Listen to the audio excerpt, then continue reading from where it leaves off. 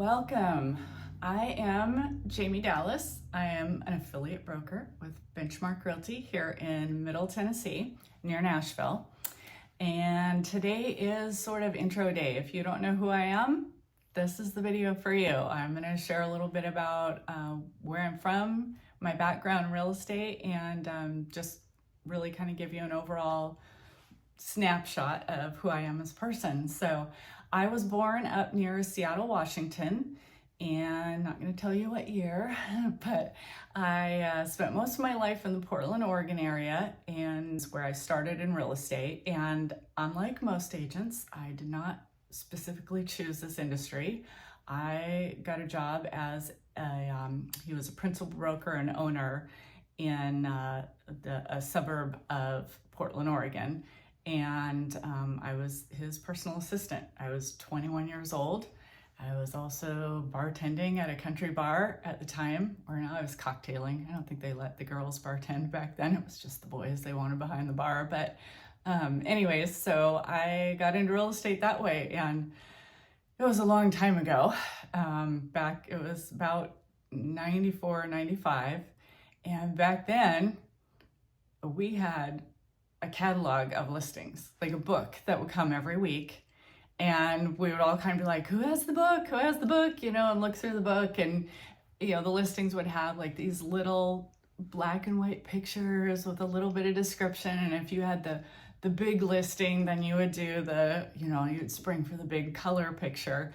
And it was a whole different environment back then. We would handwrite our agreements, the contracts. We would drive them over to the client's house, get the client to sign. We would drive them over to the other realtor's house. They would drive them back to me. I remember when the fax machine came in the office, and we literally all stood around looking at it like, what in the world? Like, it didn't make any sense. We just could, I remember us just kind of standing there going, are you going to use it? I don't think so. I don't know. How about you? It's like, no, I can't figure it out. It's like, how does it get there? We put the paper in and it goes all the way across town. Anyways, it was a long time ago. And so real estate has changed dramatically, to say the least, like everything else. But let's see, do I miss it? Kind of. It was a lot simpler then. And the connections to the people to our clients were just, I would say it was just more interactive than it is now.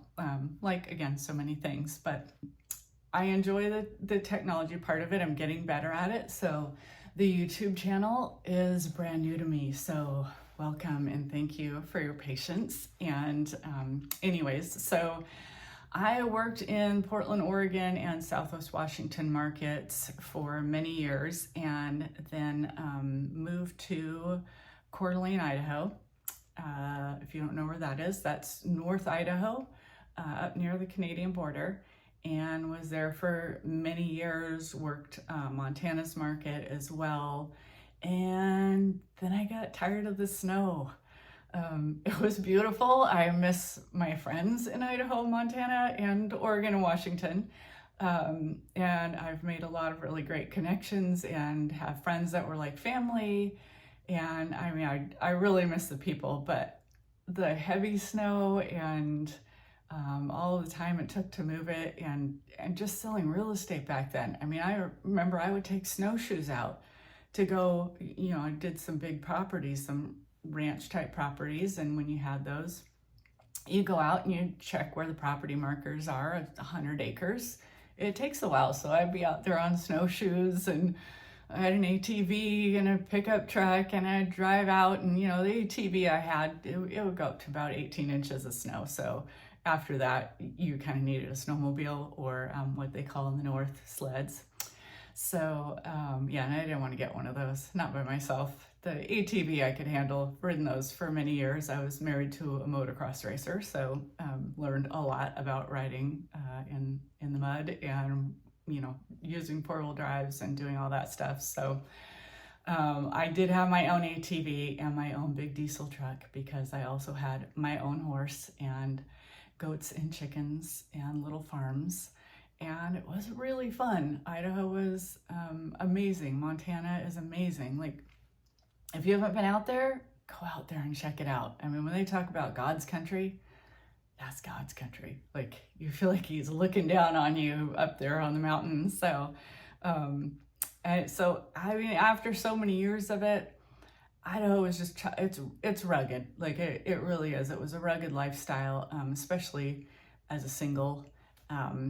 I have my little dogs and all my pets. I wasn't able to have children. Sadly, I really wanted children, but that was not in the cards for me, and that's fine. But it also gave me a lot of freedom, and I was able to go live in all these different places and have all these different lifestyles. So it's been a total adventure. So after getting tired of the snow, and then it was fire season, you get a lot of wildfire up there in the mountains, and I decided to move to Florida. So I know my Idaho friends were like, Florida, like way down there. So yeah, I did that. Moved to the Destin area of Florida. I like Destin a lot. I ended up what's called 30A here in Nashville. Many people know what 30A is. It's Nashville's beach. It's the South Beach. It's the Panhandle of Florida. But I was in the Destin to 30A, and 30A stops right about where Panama City Beach is. So, and that was really, it was an incredible, I've lived in so many incredible places. I feel so blessed that I've picked these incredible spots, but it was fantastic. I wanted more of a metro feel. I kind of met, there was a lot of travelers that come in and out of 30A, a lot of vacationers, and I was just looking for more of kind of a community feel. So I ended up in Sarasota, Florida, which was close to my cousins and my aunt at that time. She's since passed, but back then she lived in Naples, and a lot of them would come down to Naples. And one of my best friends lived in Naples, so I felt like I was pretty close in Sarasota. So I lived in Sarasota for a while. Flipped a house. I've been a house flipper for many years. So all of this time, I'm selling real estate and rebuilding my real estate business every time. Being in Tennessee, this is my 6th license. I'm done. It's over. I'm not doing it anymore. So I'm done. I am parked here. This is base camp. I'm just going to travel from now on instead of relocating my whole life and my business every time. And no, I don't have my pets. They're gone. My little dogs, when I moved from Idaho, all the farm animals, I went to different homes. And I just took my little dogs with me to Florida, and they passed at 13 and 14 years old. So I got plenty of years with them, and now I had the freedom. So I flipped the last house in Sarasota, fixed that up, got that done. And that was the end of 21. And the market was really insane. And I didn't want to be back in the real estate market. Personally, it was just, you guys remember if you were in it. I don't think many people, even if you weren't in it, don't know what was going on. It was insanity. Even back in 05, 06, it doesn't compare to the insanity that we saw back then.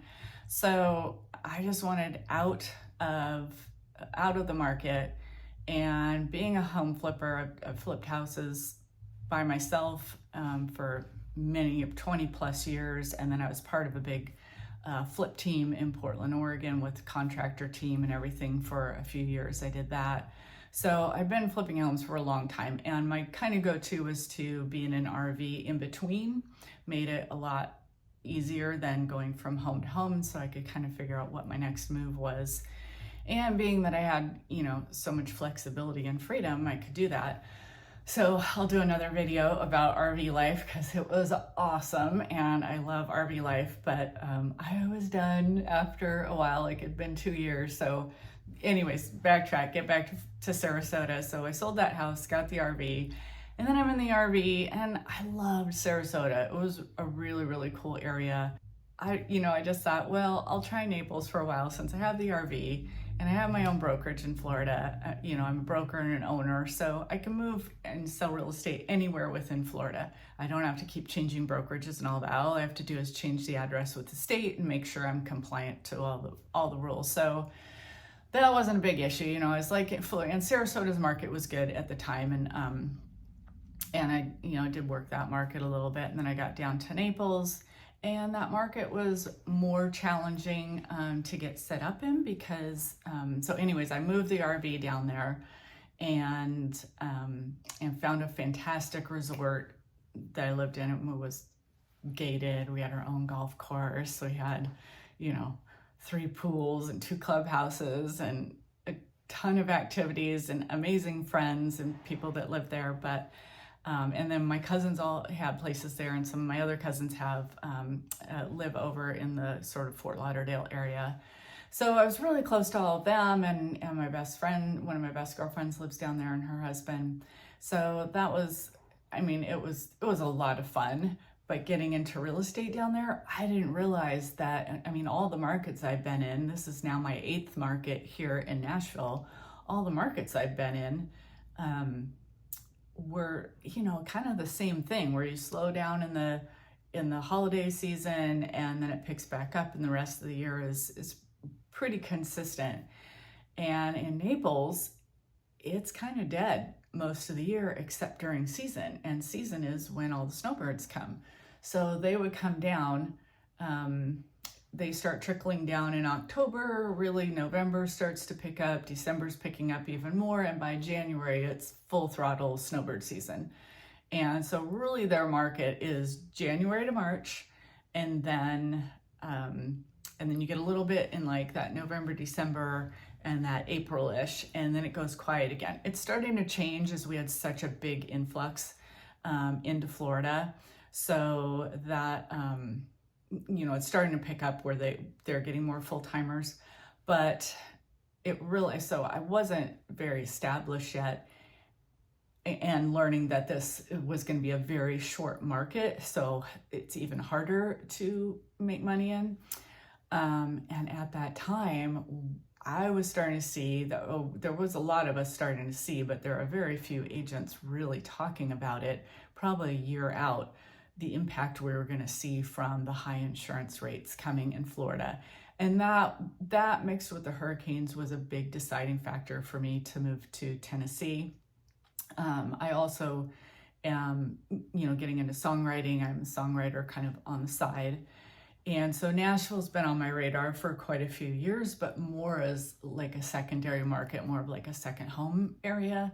So when I started to see this shift in the real estate, in the, you know, insurance and the real estate industry, I just thought, oh, this is not looking good. Like, I think this is going to really slow the market down here. And that was probably a year out before anybody was really even talking about it. And I was having a hard time selling because people were coming into open houses, and I just, you know, in good conscience can't tell them, yeah, go ahead and buy, because especially condos, because we don't know what's happening with the condos, like and that's a whole nother video to get into, but I'm sure you've heard, like, it's a real thing, especially if you're in a condo. If you're in a home, they're still really, you know, the insurance is still really expensive, but with a condo, you have an HOA. So the HOA they were going crazy raising, and on top of the insurance, and just other things. So again, that's a whole other long video to get into, but all of that combined, and I was just, you know, I'd been through Hurricane Michael up in the Panhandle, and then we had Hurricane Ian, and then Helene and Milton, and you know, Helene and Milton I had already gotten out of, but by the time Ian came around, like, we were getting a lot of hurricane. There was always like the fear of hurricane, and hurricane is different, obviously, in a lot of ways than a tornado, but in the main way, it kind of wipes out the whole area if it hits big enough. And being that my industry, my way of making a living is, you know, helping to sell homes, if that all stops or slows way down, that really affects my business. So I was just kind of, it's nerve-wracking in a ton of different ways to live in hurricane area, especially like the last, you know, quite a few years. There's been a lot of hurricanes. So, and that's another video in itself too. And I know there's a lot of Floridians moving to Tennessee now. I think we get 25,000 a year moving to Tennessee. And we got about, I think it's 18,000 a year moving from California to Tennessee. So yeah, so that was kind of my story of how I got here. And so yeah, I mean, I love Florida. I miss Florida, but I love Tennessee. Like this, honestly, to me, just felt like coming home. Like it really, it's just, you get the 4 seasons, but most of the year is so, I mean, the weather is just really, really great. The people are amazing. They're so friendly and welcoming. If you don't have California plate, just kidding, but kind of not. Like they do get worn out, and I've had this before in other areas I've lived in when they get huge influxes of new people.